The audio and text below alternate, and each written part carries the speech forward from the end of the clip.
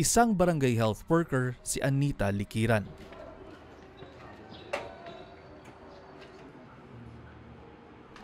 Araw-araw siyang nag-aasikaso ng mga pasyente sa center ng Barangay Santa Cruz sa Antipolo, Rizal.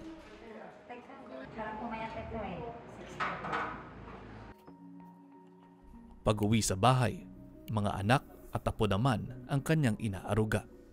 Pero ang butihing ina at lola at masipag na lingkod bayan, may tinitiis palang karamdaman.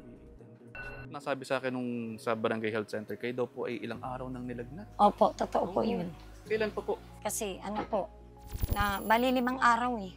Oo. Kailan nag-start yun? May. Anong Mayo? Pinagtitiisan ko na lang po kasi walang-wala po talaga.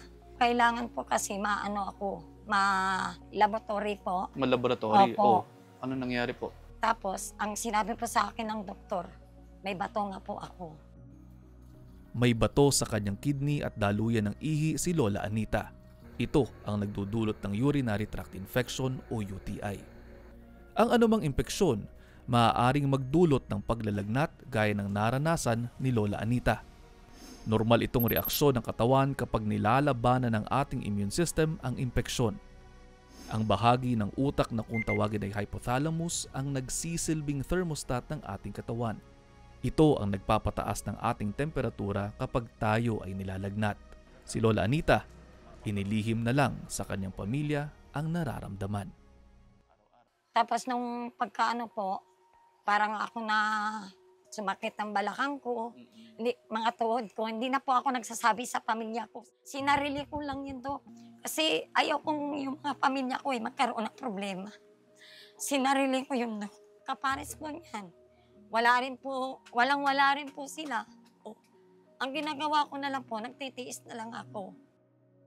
Ayaw raw ni Lola Anita na maging pabigat sa kanyang pamilya, lalo't 23 na ang kanyang mga apo. Sa liit ng kanilang bahay, hindi ko maisip kung paano na itatago ni Lola Anita sa kanyang pamilya ang kanyang iniindang sakit. Ilan po ba kayo sa pamilya niyo? Ano po, yung mga anak ko 5. 5, okay. Opo. Mga ilang taon na po yung pinakapanganay ninyo? Ano na po, 40. 40, Opo. Okay. Yung bunso? 33 years old po. Ba't kayo napapaiyak? Na ano lang po ako.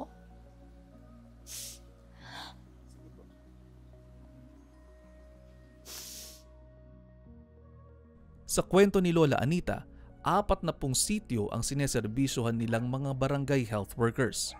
Sa pinagdadaanan niya ngayon, naisip kong kung sino pa ang alagad ng kalusugan, siya pa ang hindi maipagamot ng maayos ang sarili dahil sa kakapusan sa pera. Sa aming kwentuhan, piniyuhan ko si Lola Anita sa mga dapat niyang gawin. Karaniwang sintomas ng UTI at iba pang uri ng impeksyon ang lagnat. Pero hindi lahat ng lagnat nag-uugat sa simpleng impeksyon.